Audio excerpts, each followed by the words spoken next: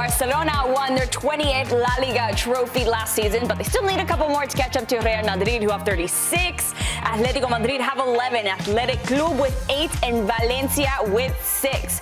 Now, as the new season gets underway today, we all have a question at the top of each of our minds. So as we go through that, we're also going to bring in our CBS Sports La Liga correspondent, Phil Kitromilides, into the conversation, who is actually going to kick this off for us. So, Phil, give us the big question that you've got at the top of your mind as we get this new La Liga season started.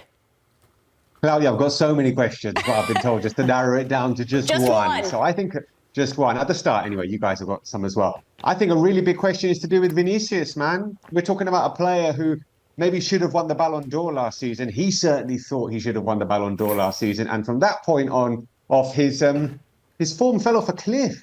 It's been so worrying for Real Madrid to see how far his form has fallen since that Ballon d'Or incident. And now we've had in the summer talks of his contract that's been parked to one side. Now, really wasn't the time to be asking for a new contract after the season that he had. I thought might go to the Club World Cup and think, you know what, here's a chance for me to kind of, as they say in Spanish, reivindicar, to show people what I can do. Didn't do any of that. We weren't talking about Vinícius at the Club World Cup. So I think a really massive question. And this is actually a big, big season in terms of his career, really, because if he does put in a good season, he'll get a new contract, the contract that he wants. If he doesn't put in a good season, they might think twice about giving him the contract that he wants. So yeah, well, he gone. Yeah, maybe he might be gone. So, you know, it's a big, big season for Vinícius. What's the question? I haven't even posed the question. I've just said Vinícius Júnior needs to play better. But, you know, the question is, Xabi Alonso, can he get Vinícius back to where he was at the Ballon d'Or level, I guess?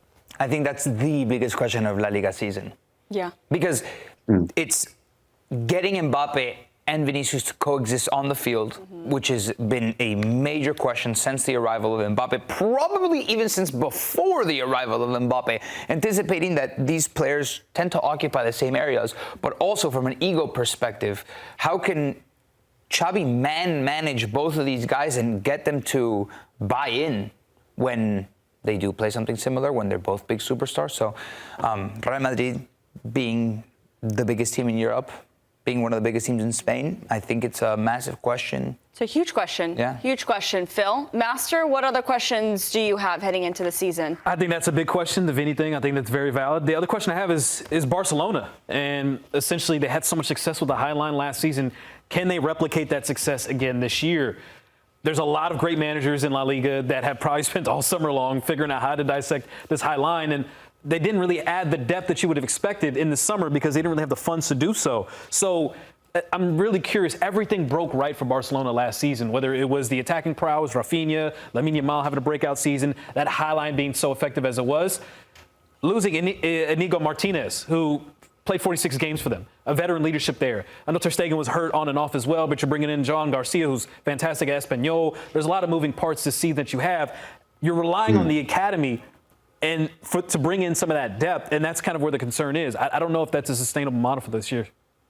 I think the fact that you mentioned Inigo Martinez, you know, Ronald Araujo is the ready-made replacement for him in theory. And Ronald Araujo on his day was an excellent defender, and people were talking about him being one of the best centre-backs in the world. But in this system, and I know that Hansi Flick saw Ronald Araujo and saw how he was training and didn't necessarily think this is the guy that I want to play in this system. Now, we would have had more time to work with him and get him to fit into this defensive line, this very specific, drilled defensive line. But you're right, Master. I mean, losing Inigo Martinez a week before the season starts, your best defender a week before the season starts, and replacing him with someone who didn't understand or didn't play as the manager wanted him to play last season. It's a big blow. So that's definitely a question that I'm looking forward to seeing answering, because maybe Ronald Araujo will come into the team, play absolutely brilliantly and shut us all up. But I think it's a very valid question posing, because Inigo was so good last season. Yeah, you need to be perfectly sharp to play that High Line, and there's been moments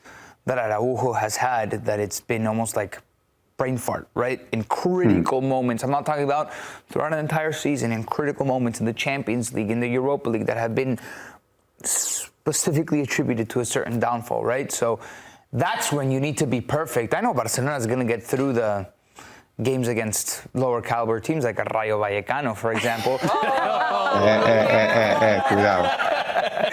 Like I'm more worried about Barcelona in the Champions League in those specific like do or die moments. Yeah, Phil, make sure you clip out Nico saying that and you send that personally to Rayo Vallecano so they have a little motivation pre-game.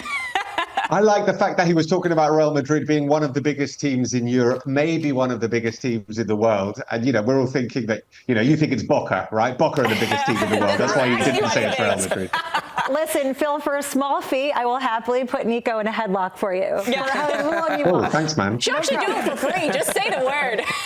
Koopa, what big question you got for us? So my big question, and I think it's probably a very big question, is how quickly can Atleti's new signings manage to acclimate, integrate, and start to click? Obviously, from the American perspective, all eyes are now on Johnny Cardoso. So how do we think that's going to work out? In the past, we've seen them get a really slow start, and I don't think that they can really afford that going into this season. I think that that's kind of stage critical for them. Yeah. What do you guys think? No, I agree. I mean, it's something that we've been talking about as well with Atletico Madrid. Look at all these players that have come in. So many players have come in. So many players have gone out. It's a really big turnover.